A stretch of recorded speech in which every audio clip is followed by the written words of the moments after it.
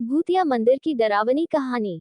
गांव के बाहरी किनारे पर एक प्राचीन मंदिर था, जिसे सभी भूतिया मंदिर के नाम से जानते थे।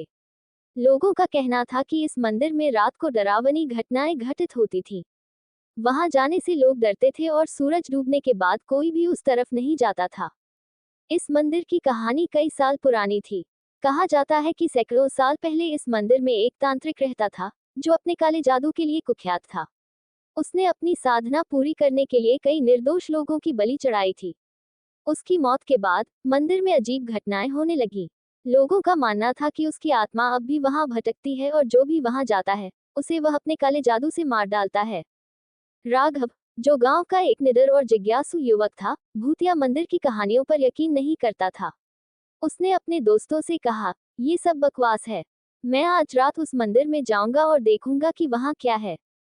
उसके दोस्तों ने उसे बहुत समझाया, लेकिन राघव अपनी जिद पर अड़ा रहा। रात होते ही राघव एक टॉर्च और कुछ धार्मिक वस्त्र लेकर मंदिर की ओर चल पड़ा। गांव के लोग खिड़कियों से उसे देख रहे थे और सबकी आंखों में डर था। मंदिर के पास पहुंचते ही राघव ने महसूस किया कि वातावरण बहुत ही भयानक था। हवा में एक अजीब सी ठंडक थी और पेड़ों के पत्ते भी बिना हवा के सरसराने लगे। राघव ने हिम्मत जुटाई और मंदिर के भीतर प्रवेश किया। वहां का दृश्य और भी भयानक था। दीवारों पर अजीबोगरीब चित्र बने थे और चारों ओर धूल जमी हुई थी। मंदिर के अंदर एक पुराना हवन कुंड था, जो अब धूल और मकड़ी के जालों से ढका हुआ था। राघव ने चारों ओर देखा और जैसे ही वह हवन कुंड के पास पहुंचा, उसकी टॉर्च अचानक बुझ गई। अब मंदिर के अंदर अंधेरा था और केवल बाहर की हल्की चांदनी ही दिखाई दे रही थी। अचानक राघव को लगा कि उसके पीछे कोई खड़ा है। उसने मुड़कर देखा तो एक धुंधली आकृति उसकी ओर बढ़ रही थी। राघव के पसीने छूटने लगे। उसने सोचा कि यह उसकी कल्पना हो सकती है, लेकिन जब वह आकृति उसके और करीब आई, तो उसने देखा कि वह तांत्रिक की आत्मा थी, जिसकी आंखें जल रही थीं। आत्मा ने भयानक आवाज में कहा, तू यहाँ क्यों आया है? क्या तुझे अपनी जान की परवाह नहीं है? राघव कांप उठा और पीछे हटने लगा, लेकिन उसके पैर जैसे जमीन से चिपक गए थे। आत्मा ने अपनी ओर खींचते हुए कहा, अब तू मेरा शिकार बनेगा।